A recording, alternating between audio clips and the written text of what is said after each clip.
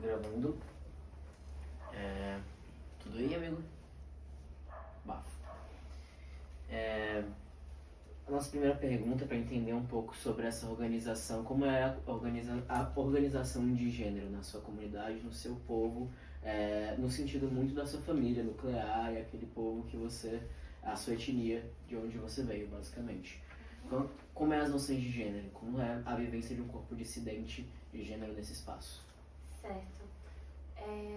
Eu vou falar das minhas famílias. Eu vou falar do meu povo enquanto lugar que eu nasci, da Vila Nova, e a partir daí, para quem é minha família e meu povo no meu cotidiano, do que eu entendo como povo numa diáspora, no processo em que eu, enquanto pessoa migrante, viva não só a história do meu bisavô, do meu avô, mas daqui de onde eu estou, que é de onde eu posso falar.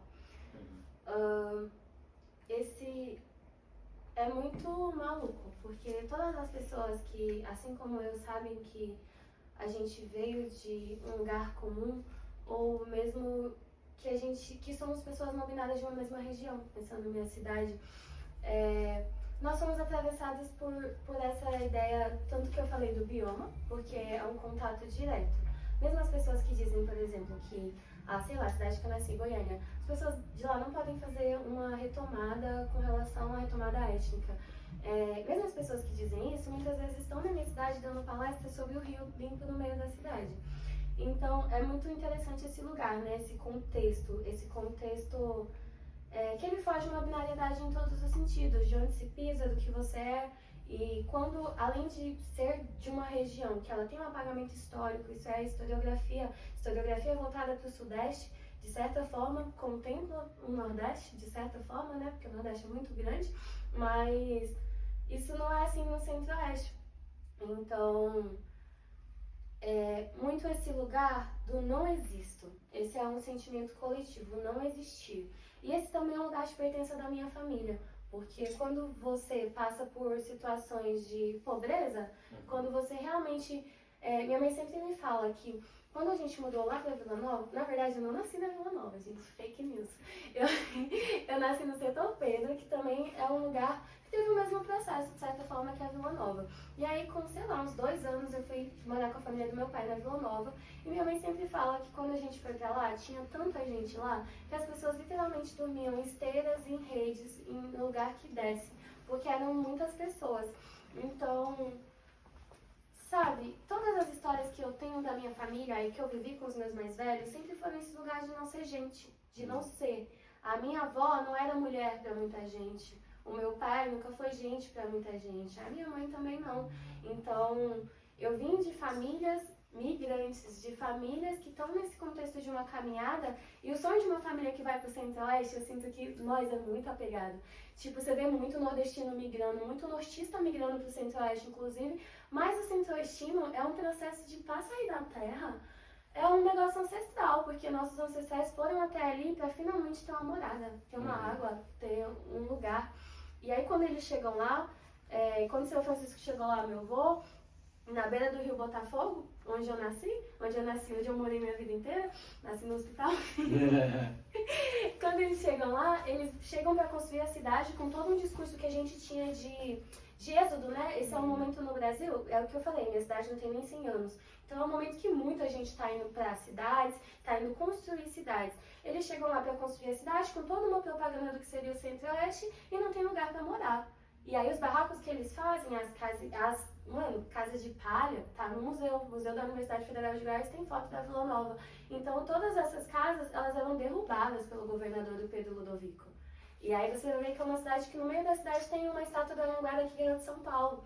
Então muitas vezes os netos das pessoas que colonizaram aqui foram para lá. Esse lugar extremo de um bioma muito rico, uma vida muito grande, um apontamento de falta de cultura, porque é isso, quem migra não tem cultura, a pessoa andou. O que você deixa quando você anda?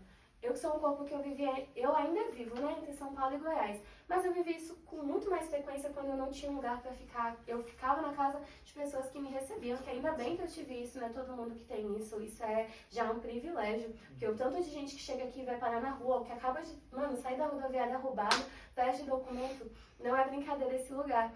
Mas vivendo esse movimento, eu sentia isso. O que é que eu deixava? O que acontecia de fato? Quem eram essas pessoas de São Paulo? Tipo, as pessoas me falavam, me davam referências, e é claro que eu acolhia quem eu construía algo junto, mas eu não conhecia. Então, você se torna de lugar nenhum. Para o Estado, para a instituição, para o direito social, e muitas vezes para essas cenas, bolhas humanas, relacionamento. Para você ser preto, eu te indicar para um trabalho, eu tenho que ver você trabalhando. E às vezes nem te vê. Então essa relação vem muito desse lugar, da inexistência, independente do que você não existe, você não vai ser o suficiente para existir, independente da sua aparência, porque na minha família tem gente muito diferente um do outro, e eu vejo esse mesmo lugar sistemático de morte, de limpar chão, para sempre, de não estudar. Eu fui a primeira pessoa que se formou, tipo, numa universidade federal da minha família. Sou deslocado já nesse sentido, né? Porque a gente sabe que a universidade tira a gente da nossa realidade. E são anos para você sequer interpretar o que aconteceu ali. Então, você já tem que sair numa humildade, tá ligado? Porque, mano, você perdeu muita coisa. E é isso, acho que vem desse lugar do não existir. Mesmo as pessoas da minha família LGBTs, elas existiam ali e todo mundo sabia, mas não se falava. E ainda assim minha família vivia, tipo, sempre viveu várias coisas. Eu acho que o pior pra eles, inclusive, pra mim também, é isso de ter que aparecer, ter que falar. É melhor qualquer coisa. Eu aceito que as pessoas falem que eu sou qualquer coisa pra eu não ter que, sabe, existir, me colocar nesse lugar de reivindicar uma autoestima de existência que, mesmo hoje, gente, tendo várias coisas que eu nunca tive, eu ainda não tenho. Eu ainda estou construindo isso. E é muito difícil manter, sabendo que tudo que tem sobre mim, sobre as minhas pessoas, ainda está nesse lugar do silenciamento. Então, é isso. O meu gênero vem desse lugar. Total. Eu achei interessante um ponto que você comentou sobre a questão de como gênero também está atrelado à classe. E aí como esse lugar de não lugar também atrela muito a questão de seus familiares também se sentirem para as outras pessoas. E aí eu queria fazer uma pergunta relacionada também a como, durante a sua construção, você via a partir dos seus parentes, sabe? Porque você via que eles também não eram respeitados nesse lugar de existência de corpo humano. E aí, desse não lugar, como que você se enxergava e como que foi fazer esse processo de construção? Ele foi compartilhado ou ele foi gerado só das suas percepções? Ele foi compartilhado. Desde sempre tinha esse sentimento. Por exemplo, a gente estava conversando antes, eu comentei com vocês dessa ideia de branco e preto. Quando esse discurso desce do Sudeste para Goiás, desce não, que é ao contrário, né? Nós que tá em cima, mas mania de falar. Mania interessante. E aí, quando isso acontece, os discursos que acontecem aqui, que chegam lá de imediato, que já é incrível uma pessoa racializada, independente de quem seja, conseguir isso. Porém, com que tipo de acordo as pessoas conseguem isso no centro de São Paulo, no alto da mídia, entende? A gente sabe que é muito trabalho, mas a gente também sabe que existem diversas coisas. Então isso chega lá das pessoas que vão conseguir essa mídia, ou seja, hoje, o que acontece com a haste? A haste é uma espécie de corredor onde a gente vende nossa vivência. Então, já é uma negociação, né? A gente está num dos polos informacionais do país. O discurso vai chegar na minha cidade muito deturpado. Um negócio muito tipo assim, como se nós não fosse lugar para onde a historiografia diz que fugiam os índios bravos. O Centro-Oeste, o Goiás, o Tocantins, que hoje é Norte, mas era parte do Centro-Oeste também, né? É ali colada a divisa. E nós é a divisa do Nordeste, de todos os lugares. O Goiás está no meio, está no coração. E, enfim, sempre que existia um discurso muito específico, eu como uma pessoa autista, eu acho que eu não entendia as coisas como as pessoas. Até hoje eu penso que eu não entendo, gente. Eu reajo, claro, estou vivo, mas eu pertenço ao meu tempo. Mas eu não entendo sempre, sabe? Então ficava muito nesse lugar de... Pra você ver, eu nem sequer pensava em construir narrativas. Eu não entendia isso. Eu sempre soube que os meus familiares eram pessoas indígenas. Eu sempre escutei meus tios me chamar de índiazinha, me explicarem várias coisas. Existia toda uma questão dentro de casa, um terreno, uma vivência coletiva, mas sempre escondida. Escondida, escondida, escondida. O que meu pai me dizia era, não fala de você, não fala das... Não devia estar falando, um desrespeito pro meu pai. Desculpa, pai. Mas sempre nesse lugar, assim. Então, com o tempo, eu não fui uma pessoa que teve muito contato com gente da minha faixa etária durante muitos anos. Os contatos que eu tinha eram com a minha família. Até porque, é isso, muitas coisas aconteciam que meio que em tese não é normal, mas no Brasil é normal. Mas para uma criança, para um adolescente, né, eu tinha essa vivência muito para dentro de casa. Então, minhas duas avós ficaram doentes, a mãe da minha mãe teve um AVC, a gente cuidou dela também, foi um cuidado coletivo. Sempre estive dentro de casa e trabalhando. Minha rotina era trabalhar, voltar para casa, levar tudo para casa. Ser um corpo que eu ia, na minha cabeça, eu tinha que sacrificar minha alma, porque minha família era muito foda. E caramba, eles me criaram, e aí se eu tiver alguma chance, se é verdade que eu tenho alguma chance, eu vou tentar. Então, fiquei nessa tentativa. Ao longo do tempo, trabalhando, e aí voltava, tipo, de estudar. Eu tentava estudar, fazer um cursinho, fazer uma coisa, Eu passava no vestibular, mas eu não conseguia entrar na universidade. Eu não conseguia ficar. Isso aconteceu pelo menos umas 5 vezes. Eu lembro que na última, eu sempre passo nessa porra. Bagulho de autista. Você consegue, muitas vezes, mas você não vai permanecer. Você não vai, sabe, se sentir possível.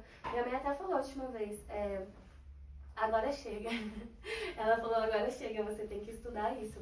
E aí, foi quando eu entrei na história. Quando eu entrei na história, eu comecei a pesquisar história da América. Eu comecei a brisar nisso.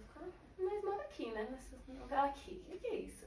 Comecei a brisar nisso, fui conhecendo pessoas, porque é isso. Ao meu redor sempre tiveram pessoas LGBT, sempre. E a minha mãe sempre conversou sobre tudo comigo. Sobre tudo. Minha mãe sempre falou comigo sobre, sapatão, que era tipo homem. Sempre falou comigo sobre travestis. Sempre falou comigo da vivência dela, né? Da vivência de com quem ela conviveu, onde ela cresceu, Sempre falou comigo de tudo mesmo. Então eu já sabia que existiam pessoas trans, eu via, sabe, na minha família de alguma forma, mesmo que não com esse nome.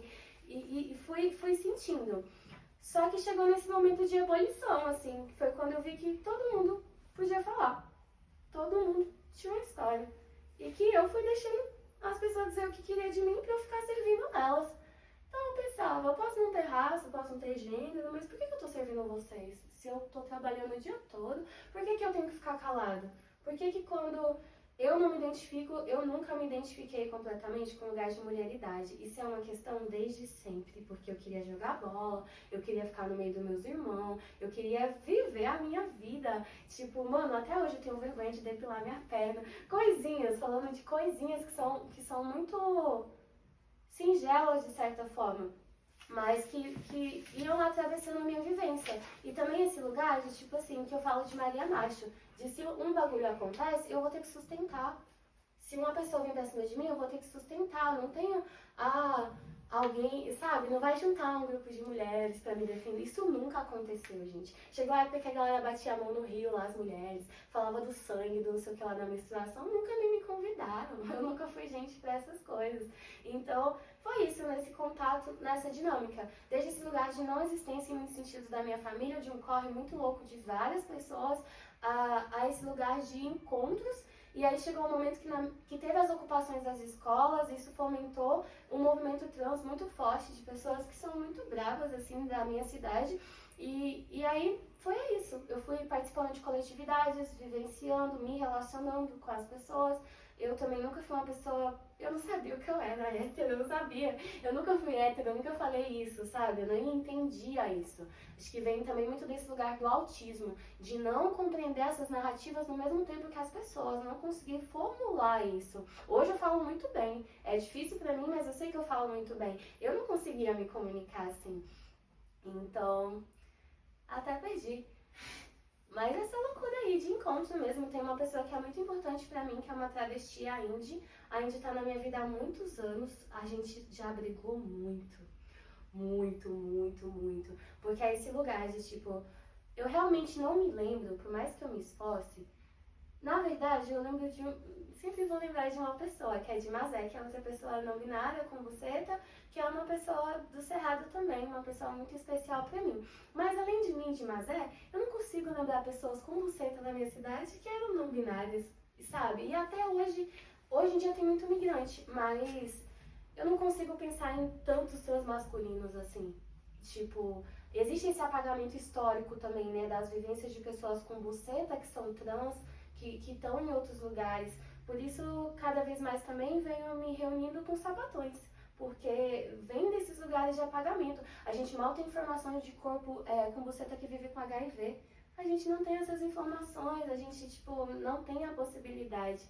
Acho que tudo que me atravessa está extremamente marcado por esse lugar de invisibilidade. E conhecer pessoas como a Indy, que, por exemplo, me fizeram hidratar o cabelo de novo, tratar o meu corpo como se não fosse nada.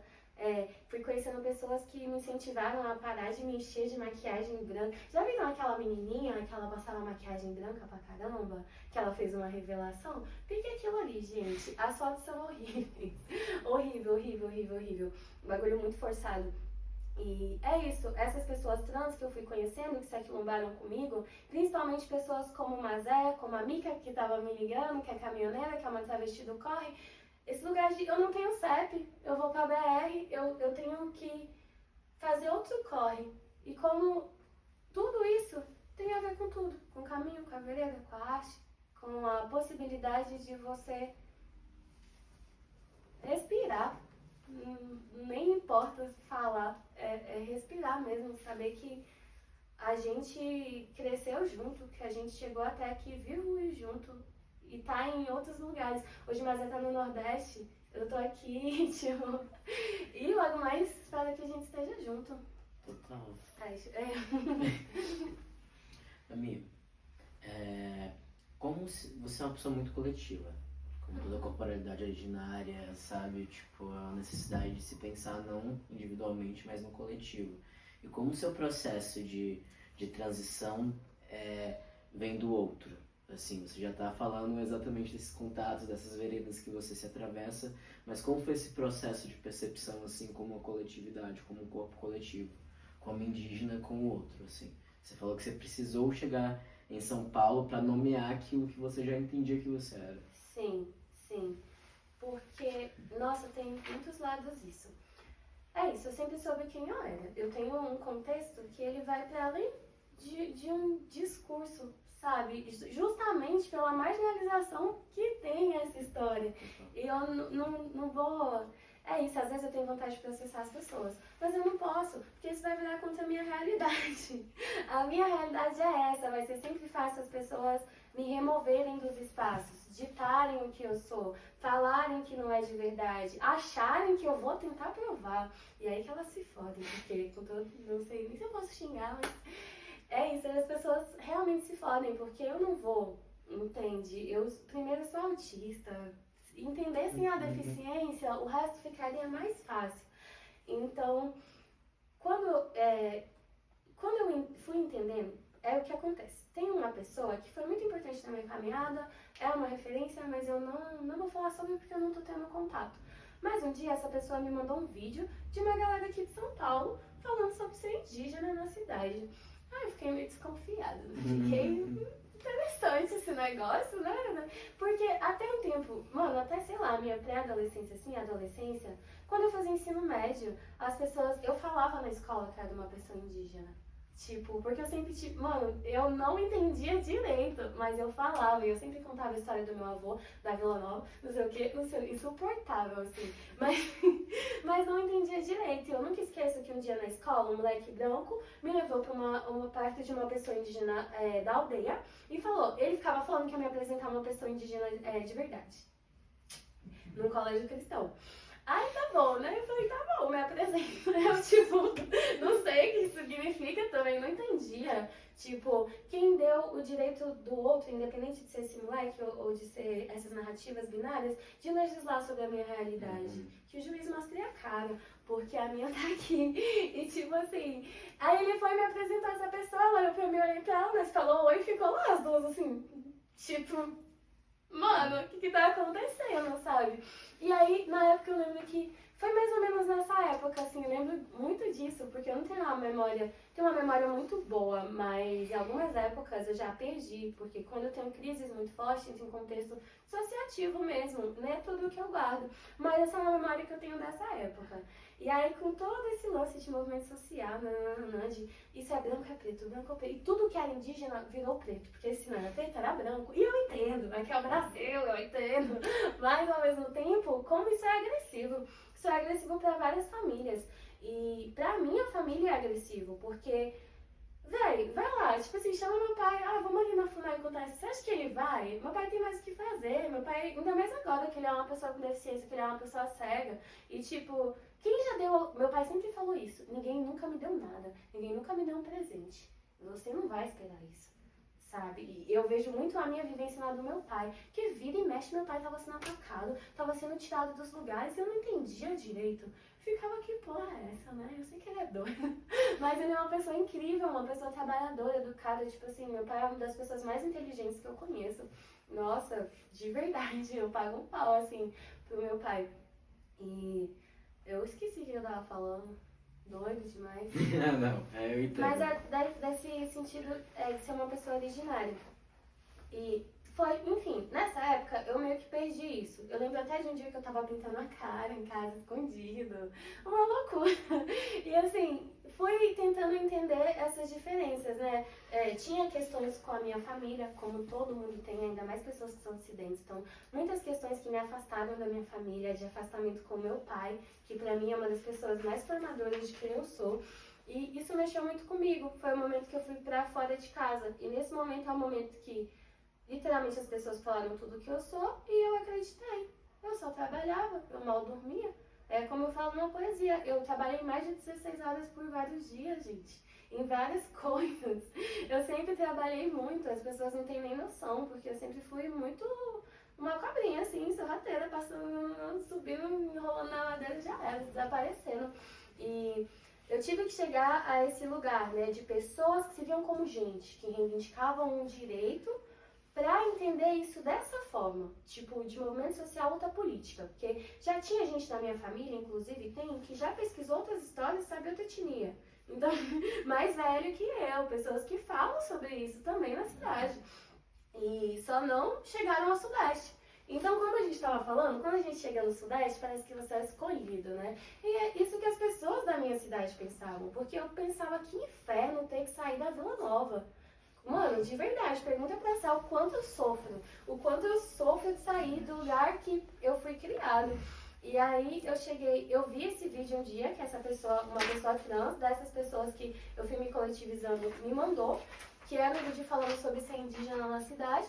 Eu fiquei muito encabulado com isso e comecei a meio que pesquisar o que era esse bagulho de retomada que não era da terra, entende? Eu já conhecia a retomada da terra. E também no meu estado existe um povo que é a junção de etnias em diáspora. Então eu já conhecia, mas não reconhecia. E como eu já, uma vez o Ira Sodoma escreveu, eu não me vejo, eu não existo. Eu não tenho como existir, tá ligado? Não tem como eu inventar isso sozinho. E é isso, eu vi esse vídeo, fui caminhando, E eu lembro que antes disso, eu e as minhas pessoas sempre falamos sobre ser pessoas originárias. Sempre. Os jovens que eu cheguei a ter um contato real, nós sempre falamos sobre isso, sempre contamos essas histórias. Mas chegou nesse momento que a gente teve a informação de um grande centro informacional e eu comprei essa briga. Porque daí o meu pai tava ficando cego e depressivo, tipo, tava tudo acontecendo na minha vida e, de verdade, eu tive que me amarrar à ancestralidade em todos os sentidos.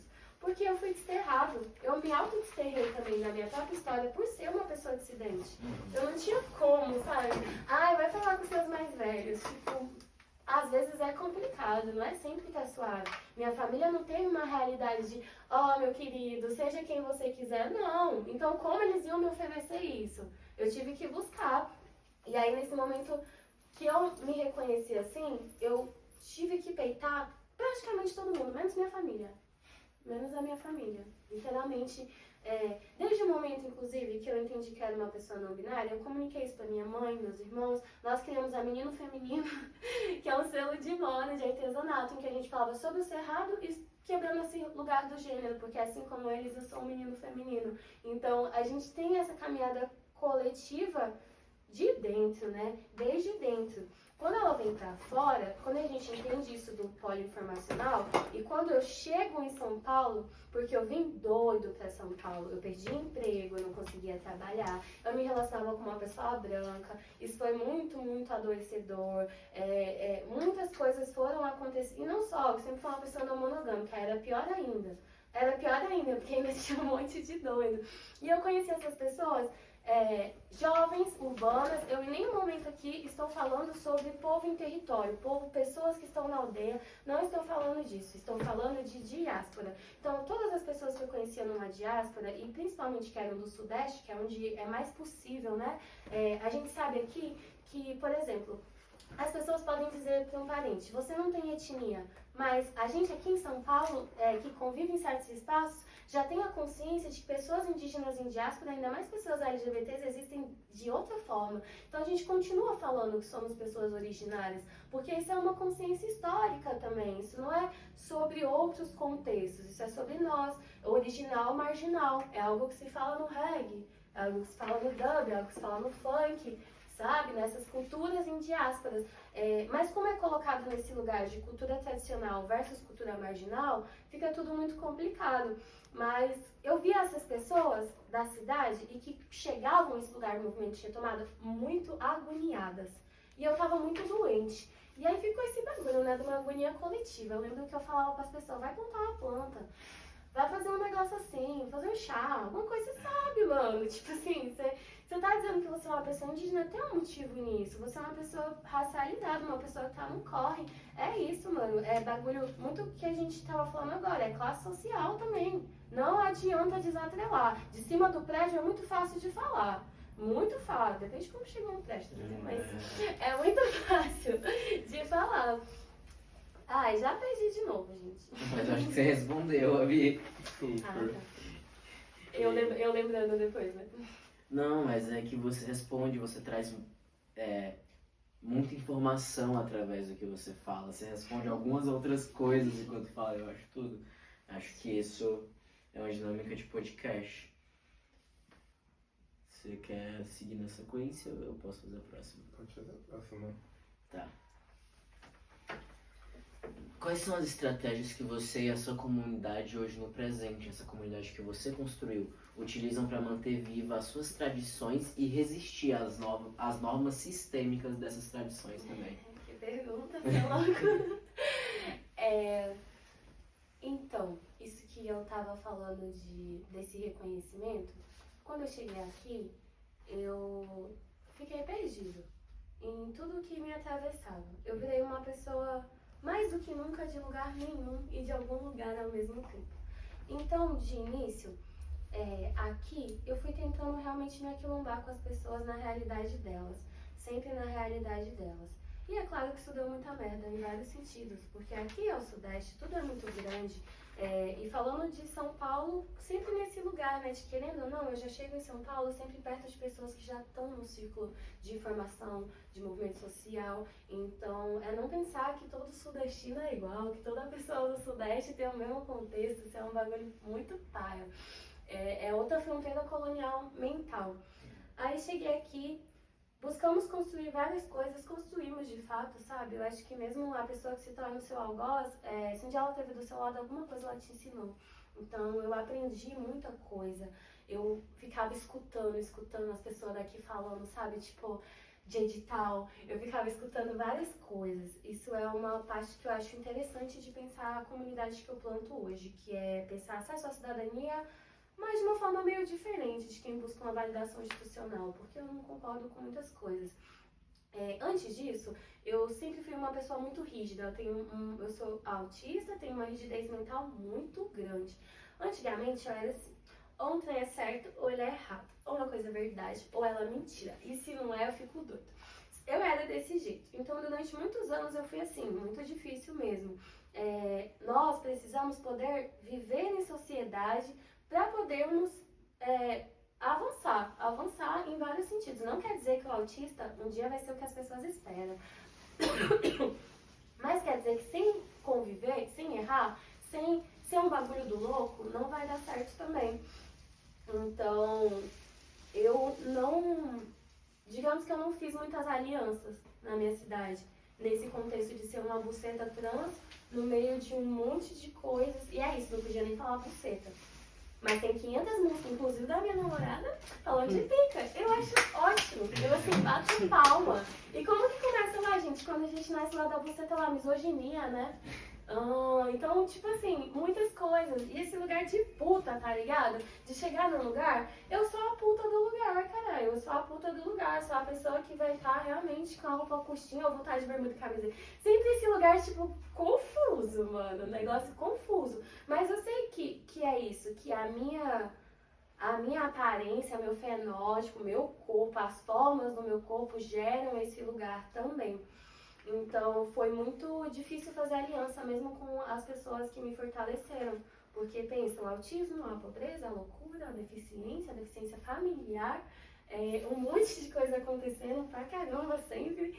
E essas pessoas também me enlouquecendo, porque é isso, eu não acho que é fácil nós, enquanto pessoas trans, acolhermos tudo que vem do outro, sabe? Várias pessoas trans estão vivendo sem ter o que comer. São pessoas que vivem com HIV e até um tempo o remédio que as pessoas que vivem com HIV tomavam tinha efeito colateral por 16 horas.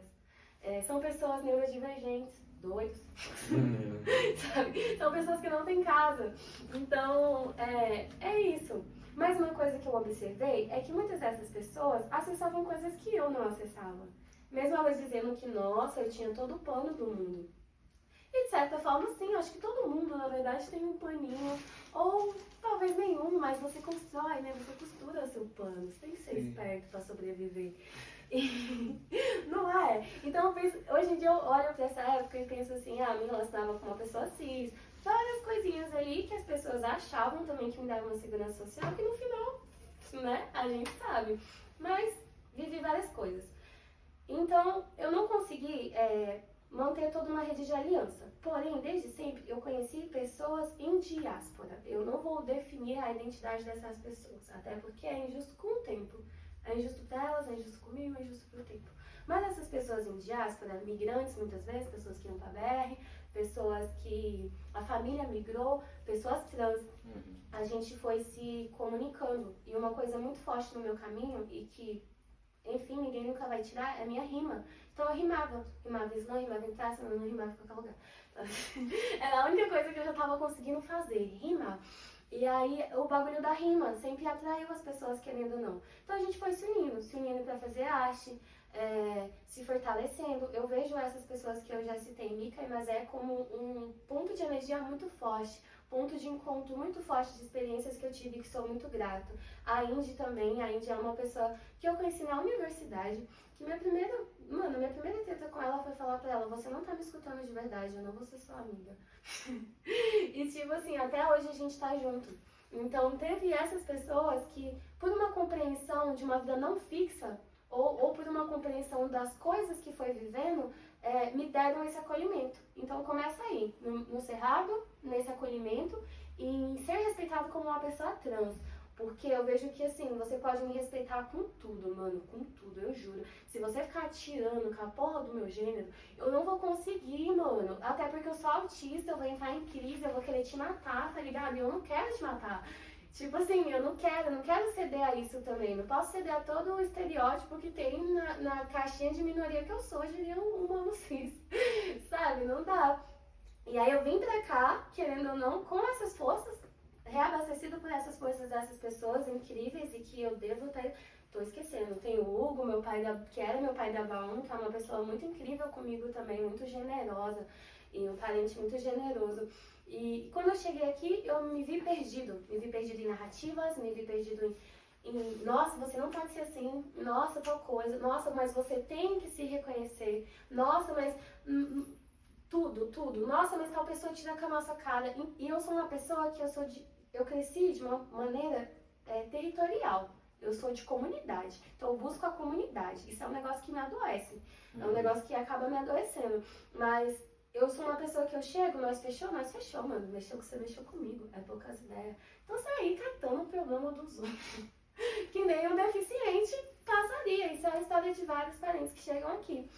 Então passei muitas coisas ruins, fiz coisas também não legais, aprendi coisas que não encaixavam, voltei para minha cidade sudestinizada, como eu estava conversando. Já tinham essas questões lá, então eu já estava sendo agredido, entende? Eu não tinha como agir melhor do que as pessoas agiam comigo. Eu não sou melhor que ninguém. Eu não quero provar isso, sabe? Eu sou o lixo mesmo, o resto da sociedade. E esse lixo, olha, tem a parente que eu falei, na Ruel, que é minha amiga não binária. E, mano, na Ruel faz do lixo coisas incríveis. Então acredito na potência do lixo. E aí, enfim, passei esse tempo aqui, criei projetos coletivos juntos com pessoas, nunca sozinho. Também participei de, principalmente, né, fui recebido, não sou dessa terra, essas coisas não são minhas. Eu cheguei e fui bem recebido, porém as coisas são muito conturbadas. Sudestino normalmente não aceita que você responda. Então, se você responde, você tem que ser aniquilado do espaço. E assim foi. Eu fui expulso junto com outro autista de um trampo coletivo. E bem nessa época que meu pai estava entrando em depressão dessa forma. Já tem, né, gente? Mas foi aprofundando os processos. Que muita coisa aconteceu na minha vida. Meu primo morreu baleado na rua, meu tio morreu sem acesso à saúde, sem acesso à UTI. Então, sempre tem muita coisa acontecendo. Espancam as pessoas ao meu redor, né? Tá aí os vermes. Várias coisas acontecendo sempre. E foi um caminho até que eu encontrasse a Sé, até que eu encontrasse minha ancestral, até que eu encontrasse meu amor mesmo, sabe? E a partir do momento que eu fiz essa escolha, também de perceber como as pessoas ao redor tratavam uma travesti, mas eu já tinha me relacionado com travestis, eu tinha amigas travestis, mas eu nunca tinha me casado com uma travesti. Então, ver como as pessoas tratavam ela, como as pessoas se incomodavam por eu querer o bem-estar dela, isso mudou toda a minha vida. Isso mudou toda a minha vida porque eu não acredito que você me quer bem e quer alguém que eu ame mal. Então, foda-se. Você vai me odiar também. Eu não aceito isso. Então, quando eu fiz essa escolha, até por ela ser... Eu tô falando dela, não sei se eu posso, né? É, amor. Eu fiz essa escolha e a Sé é uma pessoa muito, muito, muito incrível. E, tipo, que me ensina muito. Que tem uma postura que me ensina muito. Que vem de outros lugares, que vem da rua, que vem de lugares que eu também passei, mas eu nunca vivi da forma que ela viveu. Ela é uma ancestral, uma travesti viva no Brasil com 28 anos de idade, caralho. A gente tem que honrar, tem que respeitar. É difícil, porque não é fácil não. Duas pessoas que nem nós, que é a mesma fita de loucura, de certa forma, se relacionando é muito difícil. Porém, encontrar ela mudou todos os meus caminhos, me mostrou várias coisas, nós descobrimos várias coisas sobre nós, sobre nossa família, sobre os nossos amigos. E esse foi o mero aquilombamento. Então, acho que essa é uma divisão em toda essa história. Um momento em que eu encontro o meu lugar na diáspora, entende? Tipo, vou chorar. Mas foi, tipo, sei lá, a pessoa que eu conheci e que, mano, sempre botou uma fé em mim. De olhar assim e ficar, tipo, como assim? Você é essa da rua e você é assim, em São Paulo, depois de conhecer várias pessoas famosas, conhecidas, e ver atitudes que, meu Deus, mas essa não, sabe? Então ficava, e eu já era apaixonada por ela, porque todo mundo na minha cidade sabe que eu vivia falando dessa da rua, porque um dia eu vou encontrar ela e aí vocês vão ver eu me declarar. Então eu vivia nessa, mano, não sei porquê, eu já tinha, sei lá, me falado com ela no Instagram umas vezes na vida. E eu não sabia que ela tinha essa carreira assim. Daí, a vida é tão louca que eu fui trampar no Rio de Janeiro num evento lá, com os parentes. Trampar na produção, na fotografia. E aí, a Sé da Rua chega. Eu morri. Eu morri de verdade. E é isso. Depois que nossos caminhos se encontraram, com todas as coisas, perseguições reais, que é isso, né? A gente vive de diversas formas, com o entendimento que eu tive sobre quem eu sou também e quem eu sou agora para a sociedade também, porque uma coisa é você ser uma pessoa trans que namora uma pessoa cisgênero, ou uma pessoa trans que tem uma passabilidade e só vive com pessoa cisgênero, enfim, são vários contextos. Outra coisa é você ser uma pessoa trans que é casada com uma pessoa trans e as duas pessoas neurodivergentes, autista e esquizofrênica. Então, assim, o bagulho foi louco. E aí, a Sé é uma pessoa que sente muito as coisas. Eu também sinto, mas eu desconfio muito ainda. Esse processo de formação de ser gente, pra mim, pra ela, é confuso. Mas é isso, eu vejo que ela bate o olho nas coisas, nas pessoas, e ela sente essa energia. Então, a partir do momento que ela entra na minha vida, os meus caminhos, minhas veredas, elas foram mais tranquilas. Eu consegui enxergar as coisas, entender melhor São Paulo. Foi uma pessoa que, mano, mesmo que uma critica a outra, é um bagulho de um respeito. Porque é totalmente diferente, sabe? É diferente esse cuidado, esse respeito em quem você é. E como a gente tem contextos de certa forma similar, sabe? Familiar, de algumas vivências, de algumas coisas, eu me aquilombei de vez. E depois que eu me assentei nesse terreno, tipo, nós conseguimos ter um lugar pra ficar, pra morar. Vim pra Taipas, fui recebido aqui, eu falo pelas pessoas mesmo, sabe? De uma forma, querendo ou não, muito acolhedora. Óbvio que a gente tem nossas demandas como pessoas trans, enfim, né? Que nós sabe. Mas são pessoas que me acolheram de uma forma que nem na minha cidade eu era acolhido, assim. Tipo, até as mulheres, saca? Eu me aproximei também da maioridade ao vir pra São Paulo, da vivência de pessoas originárias e diaspóricas daqui, porque sem ser essas pessoas de movimento social, as estrelas brilhantes, as pessoas do dia a dia, que tá no busão, que lá não sei o quê, eu fui muito acolhido por pessoas pretas, por pessoas indígenas, por pessoas diaspóricas, caiçaras, que aqui tem muito, né? Onde é perto de mar. E a partir de agora, as pessoas com quem eu planto e construo coisas, eu vejo que nós, pessoas marginalizadas, nós vivemos muitas coisas, então a gente não tem, pensando no tempo histórico, não sei se um dia nós vai dar certo. Não sei, mano, não sei se um dia vai ser. É pra dar certo, exatamente. Com tantos povos, com tantas quebradas, igual nós estávamos falando, cada quebrada é como uma cidade, é um mundo, é um universo em crise.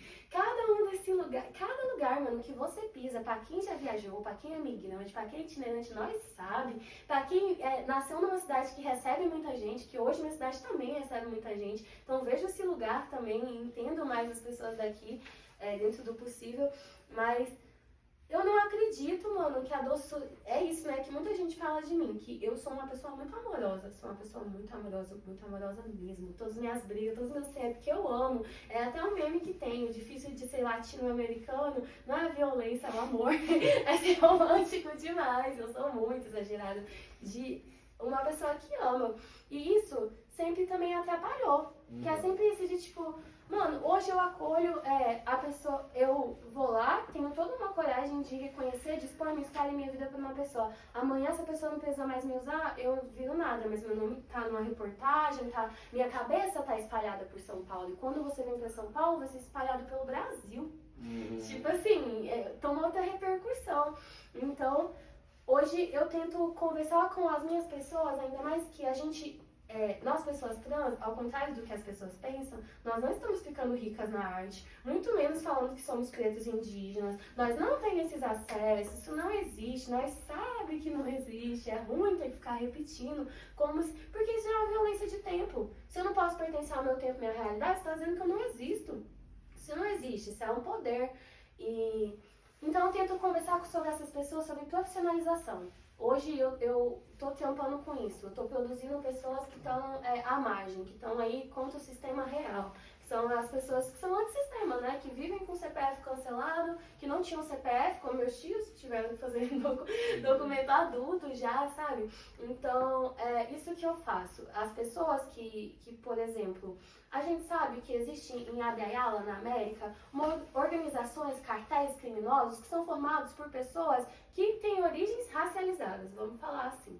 E aí o que acontece? Isso são formas de se coletivizar por uma existência. A forma que teve de se coletivizar ali, isso existe em vários contextos. A gente tem a ballroom, perfeito. A gente tem o hip hop, e é óbvio que tudo isso tem treta. A gente tem os cartéis, a gente tem lei na quebrada, sabe? Porque senão os terreiros, né? Os terreiros, tudo tem a liderança, não adianta, a gente reproduz. A gente tá vivendo, demora muito pro ser humano criar algo de muito louco na história do mundo. Porque há muito tempo já existe gente, há muito tempo. E muitos povos que migraram, as pessoas vai pra escola e não vê a Pangeia. Eu nunca esqueci da Pangeia, eu nunca entendi. Mas sempre lembrei que a terra era de um jeito, aí mudou de jeito, aí não sei o quê. Tipo, isso é incrível, gente. Tipo, animais que estão aqui estão em outro lugar, muito longe. Isso tudo tudo é muito louco, é muita diversidade de coletividade. A gente tem um período no Brasil, eu acho que quando estava do Império para a República, em que se formam muitas coletividades, inclusive, para jornais. Existem diversos jornais pretos incríveis, tem na internet os arquivos. Tipo, existem vários sindicato, formas de se coletivizar.